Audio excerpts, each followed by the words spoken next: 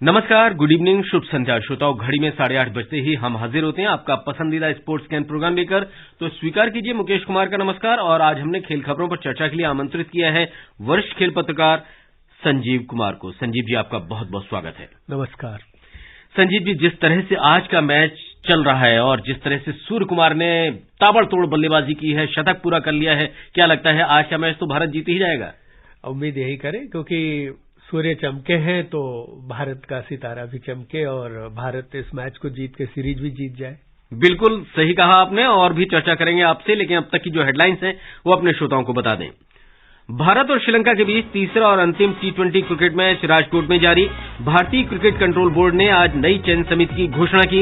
United cup tennis tournament के final में कल अमेरिका का सामना इटली से, और सानिया मिर्जा ने आज टेनिस से संन्यास की घोषणा की।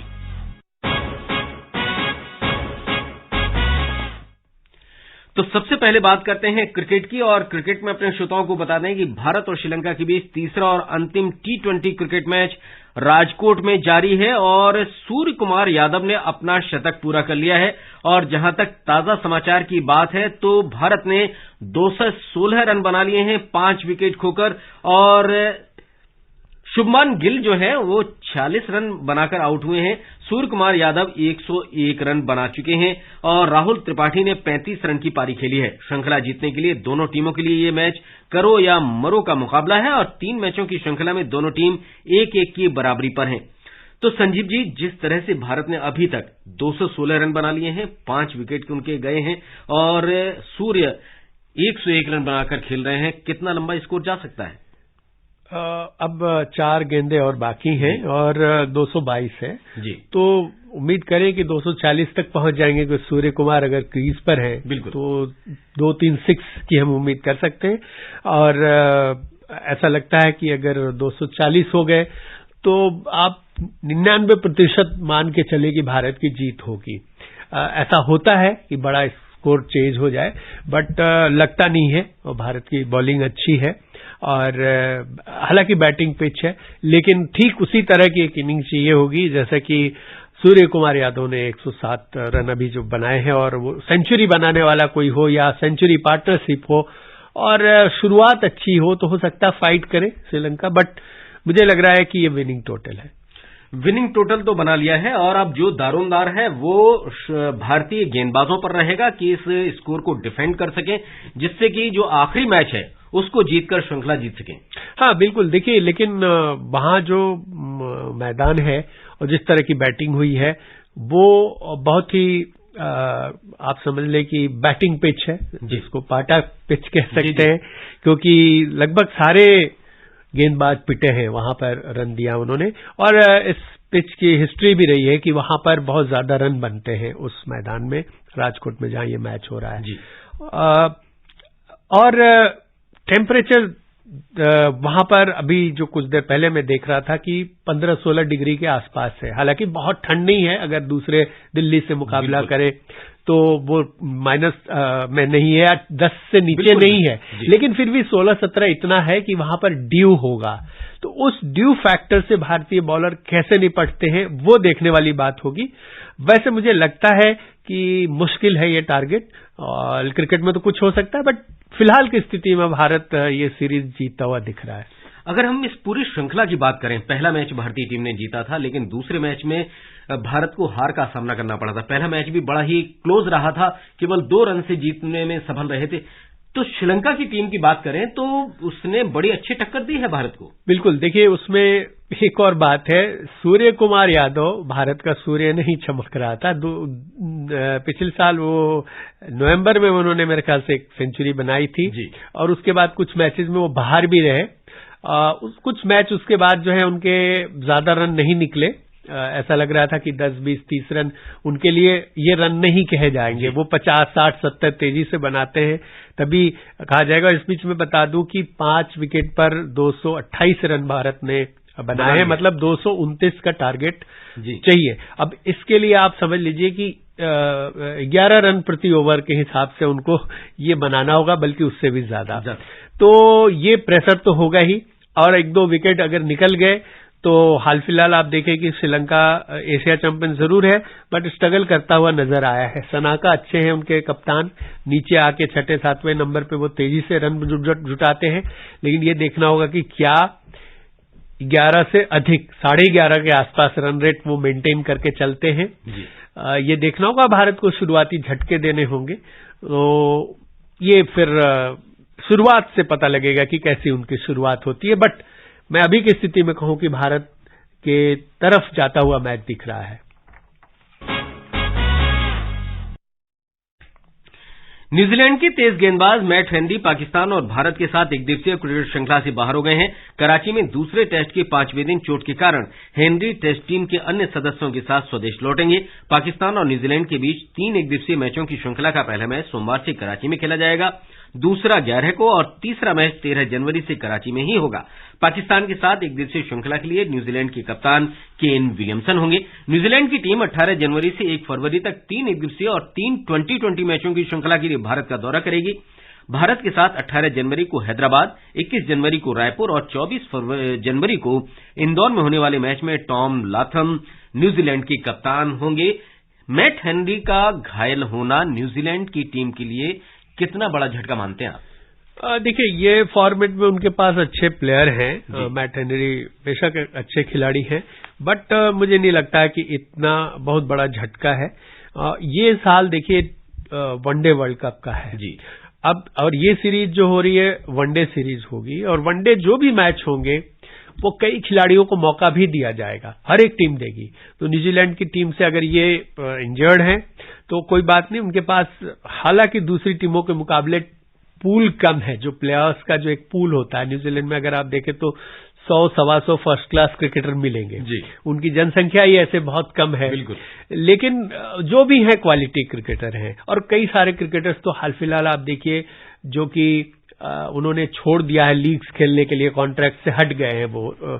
तो मैट हेनरी उनके अच्छे प्लेयर हैं, बट उनके अलावा भी बहुत से प्लेयर हैं और न्यूजीलैंड को शायद नहीं चिंता होगी उतनी। बिल्कुल। और भारतीय क्रिकेट कंट्रोल बोर्ड ने आज नई चयन समिति की घोषणा कर दी है। पूर्व तेज गेंदबाज चेतन शर्मा को समिति का अध्यक्ष फिर से नियुक्त किया गया है। उनके अलावा शिव सुंदर दास, सलेल अंकोला, सुब्रतो बनर्जी और श्रीधरन शरत समिति के अन्य सदस्य हैं। ऑस्ट्रेलिया में हुए पिछले T20 विश्व कप में खराब प्रदर्शन के बाद बोर्ड ने तत्कालीन सिलेक्शन कमेटी को बर्खास्त कर दिया था। पूरी कमेटी बर्खास्त की गई थी, लेकिन चेतन शर्मा को अध्यक्ष फिर से बना दिया गया। देखिए, वही समझ में नहीं आती बात, क्योंकि अगर आपने बर्खास्त किया है, जैसे आप पूरी टीम को कह दें कि भाई आप हार गए और हम सबको हटाते हैं और नई टीम चुनेंगे, लेकिन बाद में ये होता है कि कप्तान वही रहेगा जी। तो ये वही वाली बात होगी, क्योंकि अगर गलती है तो सबकी गलती है, तो कप्तान को सजा क्यों नहीं? ठीक है, अनुभवी हैं चेतन शर्मा, उन्होंने एक पिछला जो अगर देखे अगर उस चयन समिति को, तो उसमें सारे प्लेयर्स बॉलर्स थे, बल्कि फास्ट बॉलर, और इस वजह से आप देखिए कई बॉलर्स को लेके आए। तो पता नहीं अब इसके पीछे रीजन क्या है। जो मैंने सुना कि 600 लोगों ने अप्लाई किया था, उसमें से 11 को सिलेक्ट किया गया था, और चयन समिति में भी बड़े सीनियर क्रिकेटर्स थे। 11 ने बस इनको 5 को चुना। अब उनका रिकमेंडेशन कहा जा रहा है कि उन्होंने ही चेतन शर्मा को फिर चेयरमैन नियुक्त किया है। तो वही वाली बात है, मेरा सवाल ये बना रहेगा। और बल्कि मैं अभी कुछ देर पहले कुछ और मित्रों से बात कर रहा था जो खेल से जुड़े हैं, खेल पत्रकारिता से जुड़े हैं और नहीं भी जुड़े हैं, वैसे भी लोग थे। वो भी हैरान थे कि भाई ऐसा क्यों हुआ कि भाई सारी टीम तो हट गई, कप्तान आपने फिर उसी को रखा। खैर देखें, हम उम्मीद करें कि ये जो समिति बनी है एक ऐसी टीम लेके देगी जो हमें इस साल कम से कम वर्ल्ड कप जिताए। तो वो पिछला जो है कि पिछले हम नहीं जीत सके, एशिया कप नहीं जीते, T20 वर्ल्ड कप नहीं जीत सके, तो इस बार वर्ल्ड कप जीत जाए तो शायद इनके जो गलती है वो माफ हो जाए। दक्षिण अफ्रीका में 14 से 29 जनवरी तक होने वाले अंडर 19 महिला T20 क्रिकेट विश्व कप से पहले भारतीय टीम ऑस्ट्रेलिया और बांग्लादेश के साथ अभ्यास मैच खेलेगी। आईसीसी के अनुसार टूर्नामेंट से पहले प्रत्येक टीम 2 अभ्यास मैच खेलेगी, जो सोमवार से शुरू होंगे। सोमवार को पहले अभ्यास मैच में भारत का मुकाबला ऑस्ट्रेलिया से और 11 जनवरी को बांग्लादेश से होगा। 2 बार की राष्ट्रमंडल खेलों की स्वर्ण पदक विजेता भारोत्तोलक संजीता चानू डोप परीक्षण में विफल रही हैं। राष्ट्रीय डोपिंग रोधी संस्था नाडा ने अब उन्हें अस्थायी रूप से निलंबित कर दिया है। संजीता के ए और बी दोनों नमूनों में जो प्रतिबंधित पदार्थ है वो पाया गया है। संजीता को अब नाडा की डोपिंग रोधी अनुशासनात्मक पैनल के सामने पेश होना होगा और उनको इस अपराध के लिए 4 वर्ष का निलंबन भी मिल सकता है और अगर वो दोषी पाई जाती हैं तो राष्ट्रीय खेलों में उनका अपना रजत पदक भी गंवाना पड़ सकता है। निश्चित तौर पर ये बहुत बड़ा झटका है। हाँ, जबकि ये पहले एक बार बैन झेल चुकी है। जी। और अभी जो उनका स्टेटमेंट मैं सुन रहा था, पढ़ रहा था, उन्होंने यही कहा है कि मैं हैरान हूं क्योंकि बहुत ही एक बार कहते हैं ना दूध का जला मट्ठा फूंक के पीता है, तो वो उन्होंने कहा मैंने बहुत प्रिकॉशन लिए थे, बहुत हर चीज देखती थी खाने पीने की चीजों को लेके और ज्यादातर उन्होंने मणिपुर में ही ट्रेनिंग की, इधर उधर गई भी नहीं। अब वो कह रही है कि मुझे पता नहीं है कि ये कैसे हुआ है, बल्कि वो 20 सैंपल के टेस्ट के लिए दिल्ली भी आई थी और उन्होंने कहा कि मैंने ये आग्रह किया था कि मेरे सामने इस सैंपल को टेस्ट किया जाए और वैसा हुआ भी, फिर भी वो पॉजिटिव निकला। तो वो बहुत हैरान है और कह रही है कि जो पिछली बार जो उनको सजा मिली थी उनका नाम खराब हुआ था और उस लड़ाई में उनके सारे पैसे निकल गए क्योंकि हाँ वहां अपील करना अपने तरफ से कानूनी लड़ाई में काफी तो वो बोल रही कि इस बार मैं बहुत डिस्टर्ब हूं। उम्मीद करें कि जो ये उनको मौका मिलेगा उस समय कुछ चीजें ऐसी पेश करें और वो उससे उभरे क्योंकि अच्छी खिलाड़ी हैं। पिछली बार भी उनको बरी किया गया था, उन पर बैन लगाने के बाद उनको बरी किया गया था कि फाइनली वो प्रूव नहीं हो सका था। इस सैंपल हैंडलिंग की बात आई थी कि सही ढंग से नहीं कर पाए थे। तो इस बार भी पता नहीं ऐसा हो, लेकिन सबसे बड़ी बात है कि उनके सामने बेसैंपल टेस्ट हुआ है। रुक करते हैं टेनिस का। 6 बार की ग्रैंड स्लैम विजेता सानिया मिर्जा ने आज टेनिस से संन्यास लेने की घोषणा की है।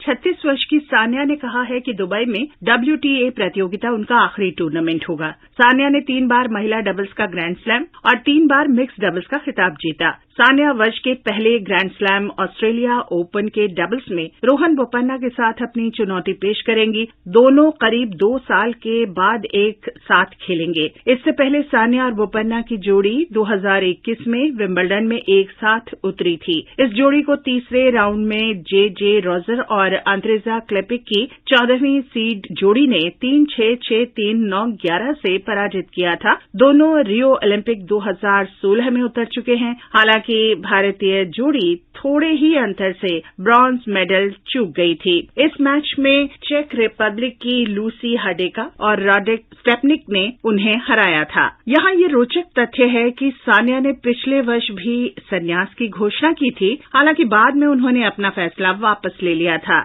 चंद्रिका जोशी, स्पोर्ट्स।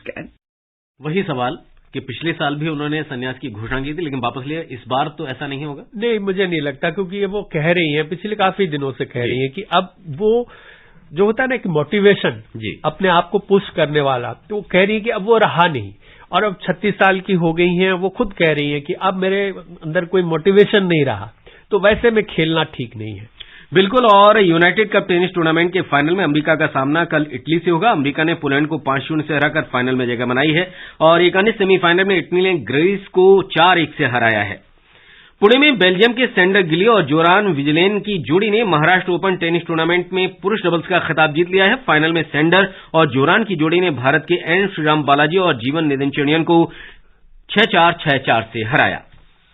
और बात करें फुटबॉल की तो 25वीं Arabian Gulf Cup football tournament Iraq में शुरू हो गई है। प्रतियोगिता का पहला मैच इराक और ओमान के बीच ड्रॉ रहा है। इराक, यमन, सऊदी अरब और ओमान के साथ ग्रुप ए में है। बहरीन, कुवैत, कतर और संयुक्त अरब अमीरात ग्रुप बी में शामिल हैं। तो श्रोताओं, ये था हमारा आज का स्पोर्ट्स कैन कार्यक्रम और आज हमने खेल खबरों पर चर्चा के लिए आमंत्रित किया था वरिष्ठ खेल पत्रकार संजीव कुमार को। संजीव जी, आप हमारे स्टूडियो में आए और बहुत सारी खबरों पर चर्चा की, आपका बहुत बहुत शुक्रिया। नमस्कार। तो श्रोताओं, इसी के साथ आज का स्पोर्ट्स कैन कार्यक्रम समाप्त करने की मुकेश कुमार और पूरी स्पोर्ट्स कैन टीम को दीजिए इजाजत। बने रहिए समाचार संध्या के साथ। नमस्कार।